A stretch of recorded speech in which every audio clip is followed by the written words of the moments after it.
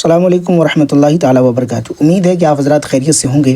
ابھی آپ نے سوشل میڈیا پر جگہ جگہ دیکھا ہوگا کہ تفضیلیوں نے بڑا شور مچایا ہوا ہے۔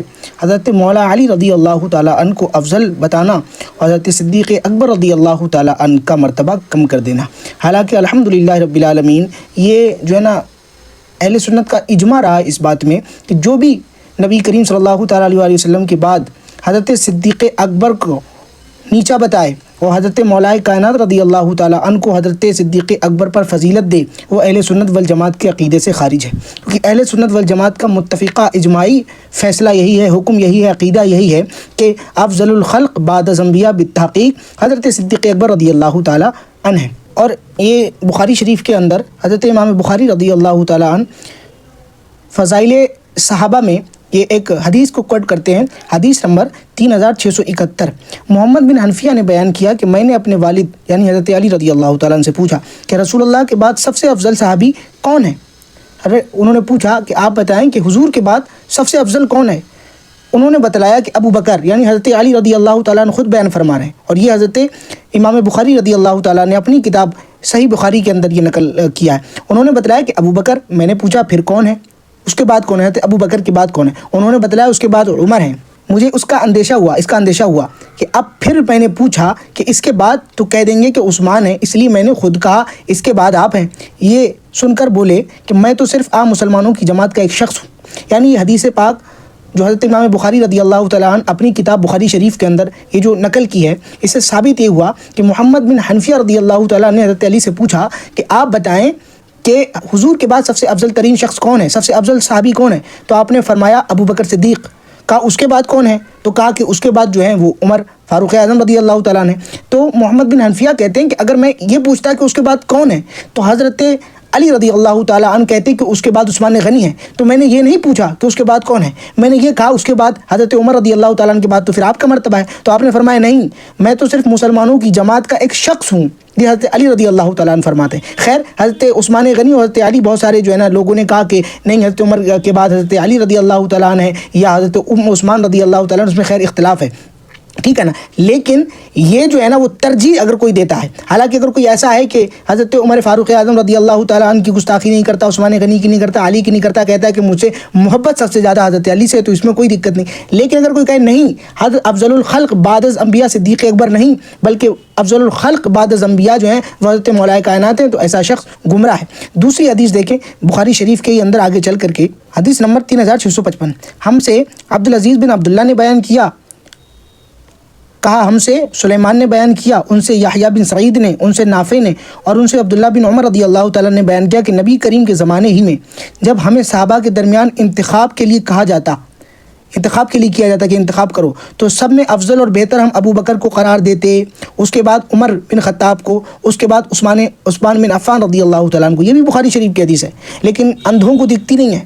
اپنے آپ کو اہل سنت کا جو ہے نا نام لے کر کے چورن بھی بیچتے ہیں، صرف اہل سنت کا نام لے کر کے روٹیاں بھی کماتے ہیں، پیٹ بھی پالتے ہیں، لیکن بات جب اہل سنت کے عقیدے کی آ جائے تو کبھی رافضیوں کی چولی میں گھستے ہیں، کبھی میلائیوں کی چولیوں میں گھستے ہیں، کبھی حضرت علی کا نام لے کے صدیق اکبر کی گستاخی، کبھی عمر فاروق کی گستاخی، کبھی عثمان ذو النورین کی گستاخی۔ لیکن ایسا ہونے والا نہیں ہے بیٹا، جو بھی چاہو وہ کر لو۔ ابھی الحمدللہ رب العالمین اہل حق موجود ہیں، ٹھیک ہے نا، تمہارا گریبان پکڑ کے تم سے قبول کروائیں گے، تم سے اعلان کروائیں گے کہ اعلان کرو افضل الخلق بعد الانبیاء بالتحقیق حضرت ابو بکر صدیق رضی اللہ تعالیٰ عنہ۔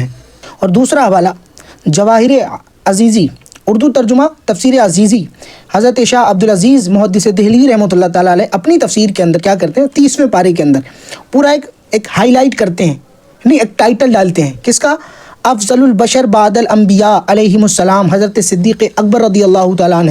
یہ کون کہہ رہے ہیں؟ اہل سنت کے اکابرین میں سے ایک اکابر شاہ عبدالعزیز محدث دہلوی رحمۃ اللہ تعالیٰ علیہ، یہ حضرت ابو بکر صدیق کی افضلیت کے قائل ہیں۔ انہوں نے باقاعدہ طور پر کتابیں لکھی ہیں حضرت صدیق اکبر کی افضلیت پر، اور تم اپنے آپ کو اہل سنت کہتے ہو۔ ذرا ایک بار گریبان میں جھانکنا کہ کتنے بڑے چور ہو تم، کتنے بڑے ڈکیت ہو تم، کتنا کہاں جا کر جس تھالی میں کھاتے ہو اسی میں چھید کرتے ہو۔ تیسرا حوالہ بھی جو ہے نا لگے ہاں تو لیتے جائیں، ہو سکتا ہے آج نیند نہ آئے تم کو، لیکن یہ بھی چپکا ہی دیتا ہوں تمہارے ماتھے پر۔ حضرت یہ کتاب ہے حضرت مجدد الف ثانی رحمۃ اللہ علیہ کے شیخ احمد سرہندی، یہ فرماتے ہیں اپنے مکتوبات کے اندر، اس کا کتاب کا نام ہے مکتوبات امام ربانی رحمۃ اللہ تعالیٰ علیہ، ٹھیک ہے نا۔ عقیدہ دیکھیں بزرگوں نے دیا کیسا ہے، اہل سنت کا صاف صاف کہہ دو کہ ہم رافضی ہو چکے ہیں، صاحب صاحب کہہ دو کہ ہمارا اہل سنت سے کوئی تعلق نہیں ہے، ہمارا عقیدہ جو ہے ہم نے جو ہے نا وہ رافضیوں سے کھا کر کے ادھر ہی چلے گئے ہیں۔ اب ڈرو مت کہ ہم عقیدہ بیان کریں گے، بتا دیں گے کہ ہمارا عقیدہ رافضیوں والا ہے تو یہ اہل سنت سے لات مار کے نکال دیں گے۔ اہل سنت والے بنتے ہو تو اہل سنت کے بزرگوں کو ماننا پڑے گا، اور اگر اہل سنت والے نہیں ہو تو جاؤ، الحمدللہ کمی نہیں ہے۔ اہل سنت کا مذہب یتیموں کا مذہب نہیں ہے، الحمدللہ بہت سارے ہیں۔ اللہ تعالیٰ کام لینے پہ آ جائے تو کسی سے بھی لے لیتا ہے۔ تم بہت چپنڈو بنے مت بیٹھو بہت بڑے علامت و دہر بن کر کے۔ حضرت امام ربانی کا دیکھیں عقیدہ کیا ہے۔ دوسرا، یہ وہ شخص جو اپنے آپ کو حضرت صدیق اکبر رضی اللہ تعالیٰ عنہ سے افضل جانے، اس کا امر دو حال سے خالی نہیں ہے۔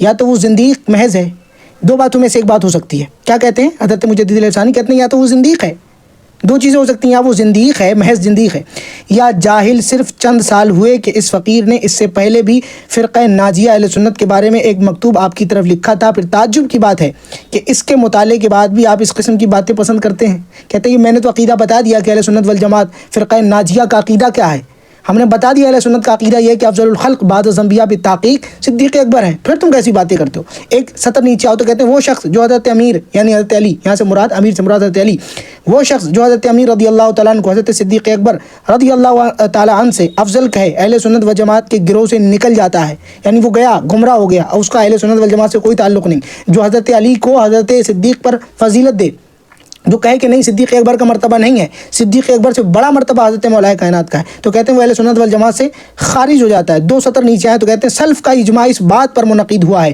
کہ انبیاء علیہم الصلوۃ والسلام کے بعد حضرت صدیق رضی اللہ تعالیٰ عنہ تمام انسانوں سے افضل ہیں۔ وہ بڑا ہی احمق ہے جو اس اجماع کے برخلاف کرے، وہ احمق ہے جو اس اجماع کے خلاف جائے، جو حضرت صدیق اکبر کو افضل نہ مانتے مولا علی کو افضل مانے، ہے کہ نہیں؟ حضرت مولا رضی اللہ تعالیٰ عنہ مولا کائنات حضرت علی رضی اللہ تعالیٰ عنہ کو الحمدللہ رب العالمین، ہم سوچتے ہیں کہ جس کے دل میں علی کی محبت نہیں وہ جاہل ہے، جس کے دل میں علی کی محبت نہیں وہ کافر ہے۔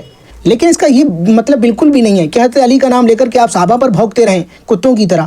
تو حضور کے صحابہ جو ہے نا وہ تاروں کی طرح ہے، حضور کے صحابہ چاندنی کی طرح ہے کہ چاند کی چاندنی کو دیکھ کر کے کتے بھونکتے رہیں تو چاند کی چاندنی پر اثر پڑنے والا نہیں، بس تمہارا گلا اپنا بیٹھ جائے گا، وہ الگ ہے۔ اور صرف یہی نہیں، حضرت امام احمد بن حنبل کی کتاب مسند امام احمد بن حنبل جلد نمبر 11 میں ایک حدیث نقل کرتے ہیں، سیدنا حذیفہ سے مروی ہے کہ وہ کہتے ہیں ہم نبی کریم کی خدمت میں بیٹھے تھے، آپ نے فرمایا میں نہیں جانتا کہ میں کتنے عرصے تمہارے درمیان رہوں گا۔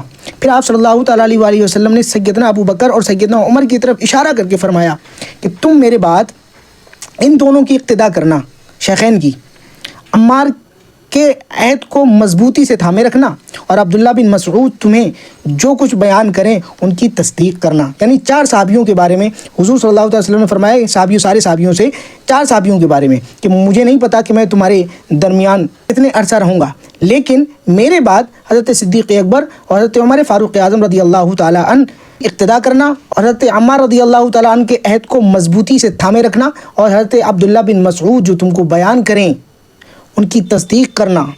تو یہ عقیدہ ہمارے بزرگوں کا ہے۔ اب مسلم شریف کے اندر ایک لاسٹ حوالہ سنتے جائیے، اور یہ خوراک کے طور پر تفضیلیوں کے منہ پر ماریے جا کر کے۔